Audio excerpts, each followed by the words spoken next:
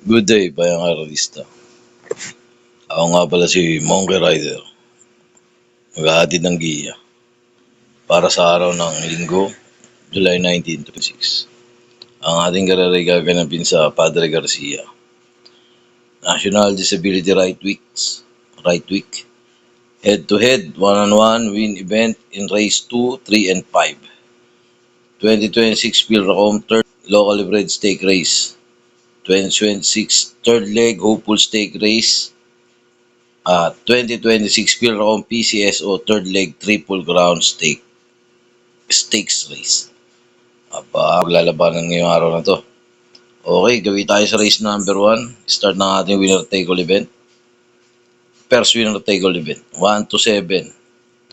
1,400 ang distansya. Alas 2 in punto ang ating start time.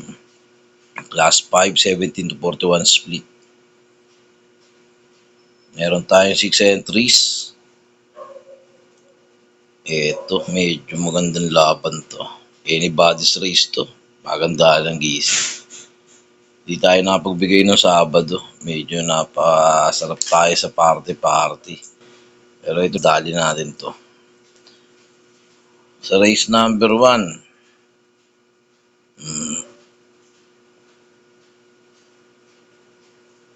medyo magulong karera. Anybody's race, kursunada nyo na lang. Pero, syempre, doon pa rin ako sa numero 5. Comeback stronger. Nasa kaya ni Jimel Shiego. Hindi ko alam kung ba't gano'n tinakbo nito nung huli. Pero magaling to pag galing sa bakasyon eh. Siguro, medyo mabigat yung nakakalaban. Kaya, pero kuha naman natin yun. Yung nanalo. Ito yung ang pampremera panigundo yung nanalo. Kaya ito pampremera ko. Numero 5 pa rin. Comeback stronger. Gagabay ni Jim El Shiego. Kuha tayong panigundo. Uning kong panigundo yung numero 3. Alpha Miss. Gagabay naman ni JB Pilitro. Tip ko rin ito nung karera nakaraan. So, walang si G's favorite ata nanalo. Pero anybody's race to, lahat to may panalo to. Bisyo magserbisyo, mainom na rin yung mga huling takbo nito. Moderna, bumaba na nga to. Rating-based system.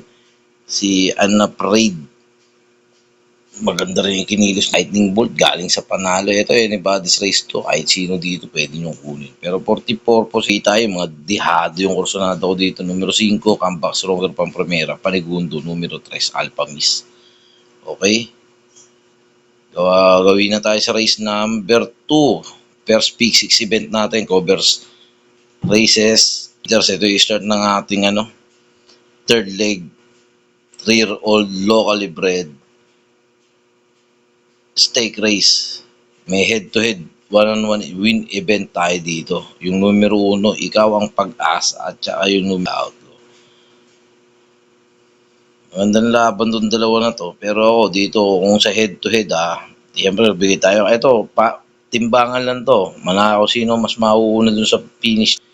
Siya yung Pero ang dividendo nito mababa lang din. Parang sabong. O mas mababa pa dahil malaki ang kaltas dito sa may sa karera.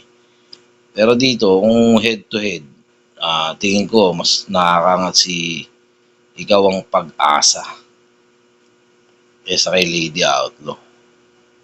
Kung tataya kayo ng head-to-head. Pero kung kursunado nyo si Lady Outlaw, pwede naman din, balikatan din naman to. Pero tingin ko talaga si ikaw ang pag-asa kasi tingin ko pwede pa nga manalo to eh. Ngayon, sa pampremera, ang kunin ko dito yung dalawa na, siyempre. Opal entry. You Can Bet On Me at saka yung 6A, pares may panalo. John Paul at saka John Alvin. Labahin ni Senior Patrick Uy. Tingin ko yung dalawa na to matigas to. Matigas to sa pampremera. Medyo tingin ko magiging kalaban nito yung gagabay ni JTC na si Animo Magnolia. Kaya para din sa race number 2, ang aking pampremera. Numero 6, Opal Entry, You Can Bet On Me at saka California Queen.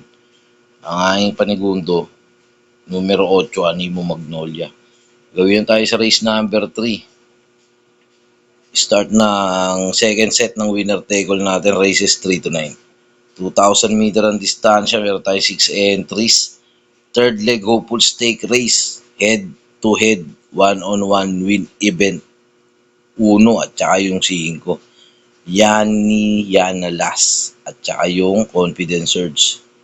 Oh, si Yana Las, kung ba't tinanggal to kay Dodic Vicetes. Salazar, Dante Salazar na ang trainer. Ewan ko O ba Dante Salazar na talaga to? Nalito lang ako. Para din sa race number, kung sa head-to-head ang pagbabasihan natin. Kasi una tong si Confidence Surge, una rin ang pamatay nito eh. Ang daming mabilis eh. Pero kaya rumimatin ito. Nasubukan ng parimatihin to eh.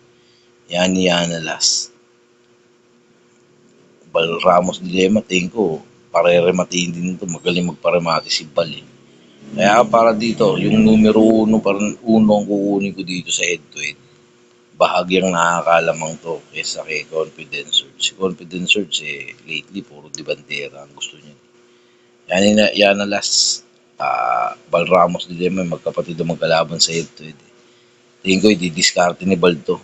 Magaling si Bal sa ganyan, sa diskartiyan ng diskartiyan. Ito naman dito, ang kukunin naman natin pang primera dito, numero 4, Black Eagle. Gagabay ni Boji Enson. Siguro susuluhin ko na to. Wala akong nakakikita. Mabigat na kalaban.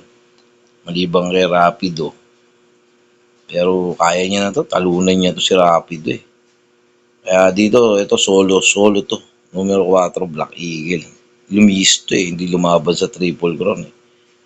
Para makapugo. Tingin ko Kaya dito, numero 4, Black Eagle, solo to. Okay, gawin tayo sa second pick. 6 event natin, races 4 to 9. Class 3, 57 to 70. Meron tayo ng 1,600 meters na distansya.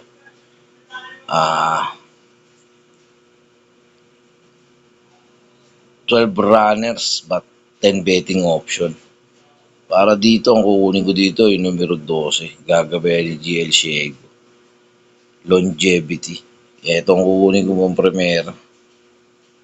Nilagay tayo ng Panigundo. Ito mainam ngayon to. So, ayoko talaga yan eh. Panigundo ko, ito na lang. Numero 4, Generative. Gagabay ni Jeffrey Baikay. Tsaka yung 4E Imperatus. Gagabay ni Louis Lunar. Siguro, matibay yung dalawa na to na. Ngayon, Orson yung uno, may chamber niyan. Skywarrior, mainam ngayon yan. Yung alam, parang nabibigatan na ako masyado sa laban niya na to. Kasi nagsimula sa Maiden. Ang ganda rin ng nito eh. Tinatalo na sila Wimpole. Tapos naging balikatan pa. Kay anytime, anywhere. Pero ito, tingin ko, na to, medyo crucial lang itong mga laban na to sa kanya. Mahirapan na siya dito. Para sa akin, numero 12, pang primera. Panigundo, numero 4. Okay, gawin tayo sa race number 5. Start na ating peak 5 event. Ito na yung inaabangan ng lahat. 2,000 meters. 2026 Philround PCS o third leg. Triple Crown Stake Race. May head-to-head na naman tayo dito.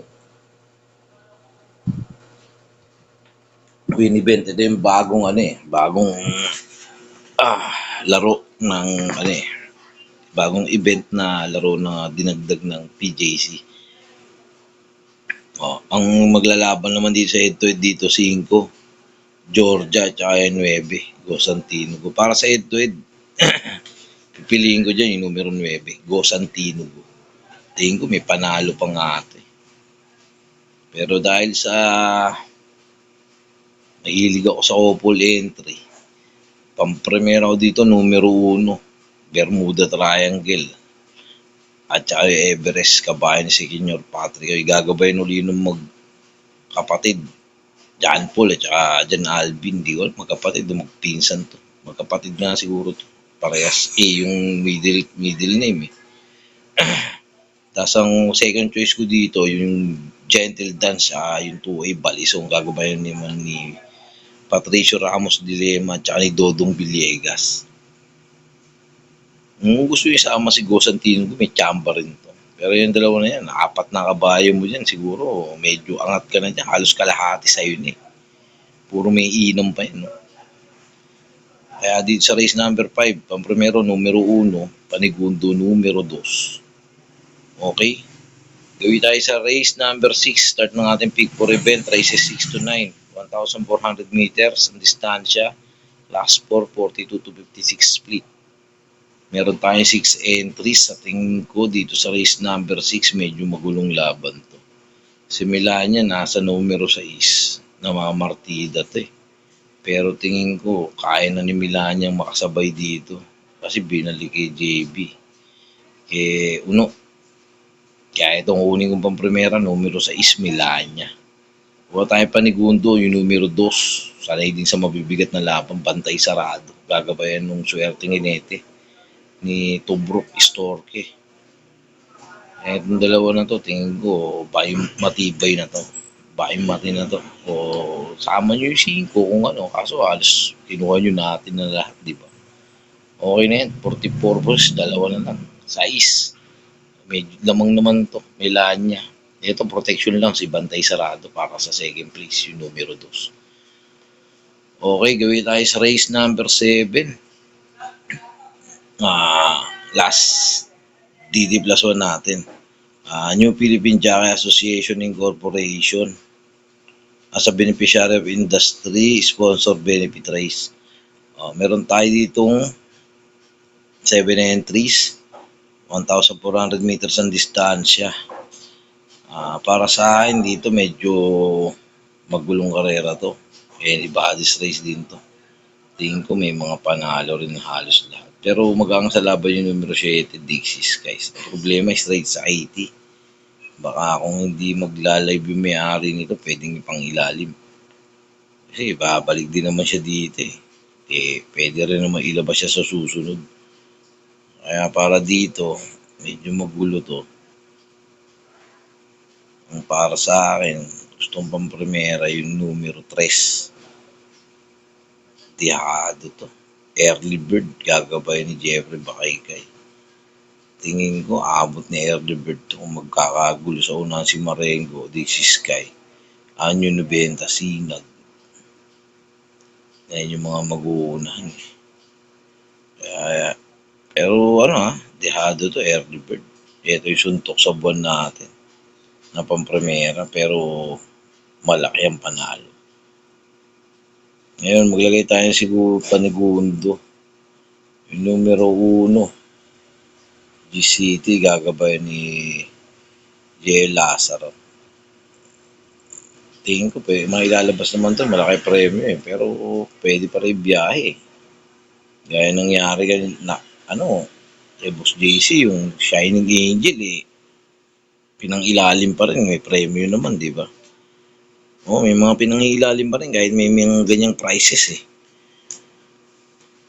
Kaya dito, ang primera ko, numero 3. Ito yung suntok sa buwan natin, Early Bird. Ang aking panigundo, numero 1, GCT. Diado rin siguro to dito.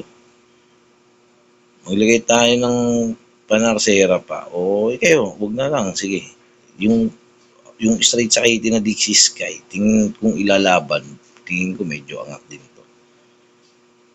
Pero para sa akin, dalawa na lang, 40 purposes.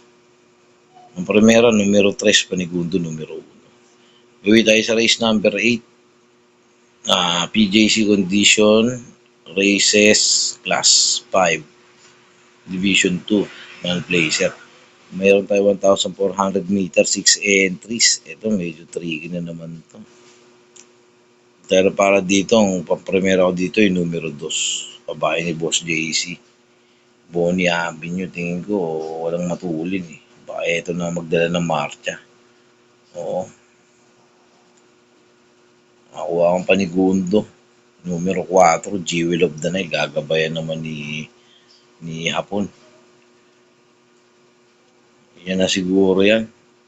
May panalo halos dito lahat. Kaya kung meron kayo iba na pupusuan, isama nyo.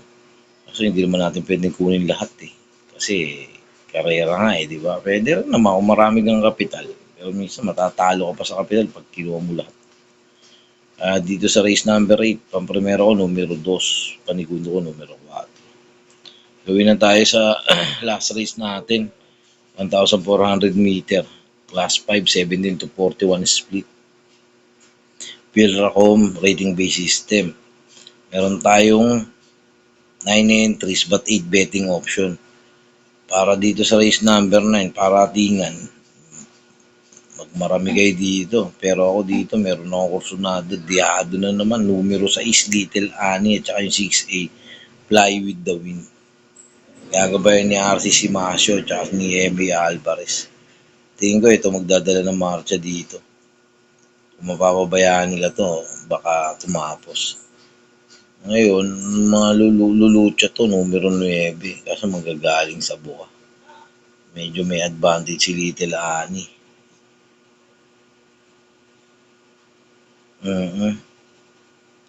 Si Little Annie, numero 8 siya ilalagay. Tsaka si Fly with the Wind. Si Fly with the Wind ang sa numero 8. Kaya magandang ano rin to. Baka ito yung pang ano eh. Pambara na kay Music and Magic.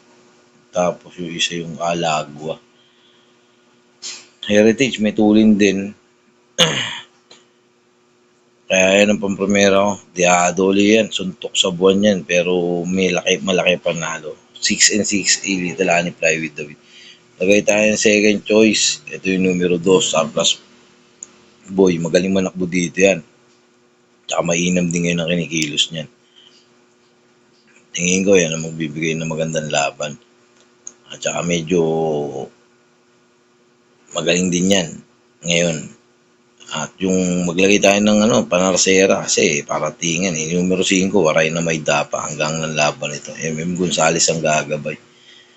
Kabayo ni Javier, kung talagang babalik ang buti nito, tingin ko malaki panalo nito. Yung shooting nga, ang galing din dati nito eh. Ewan ko ngayon, ano nangyari dito eh. Bakit nagkagalan ng mga takbo niyan eh. Kaya para di sa race number 9, ang primera ko numero 6, 6 and 6A, Little Annie, Fly with the Wind. Panigundo, Surplus Boy. 5, Panarsera, Waray na May Dapa. Maybe may chamba rin yan. Magdagdag na lang kayo kung sino pa yung mga iba niyong kursunada. Laka Julian, may chamba rin yan. Sige, hanggang dito na lang guys. Good luck sa atin. Sana itama natin to. Bet small, win big. Tumaya ng pera na nakaayon na sa damdamin. Huwag natin isama, nakaayon na sa natin, kalooban. Huwag na isama ang puso't damdamin. Okay, hanggang dito na lang guys. Good luck. God bless. Happy racing.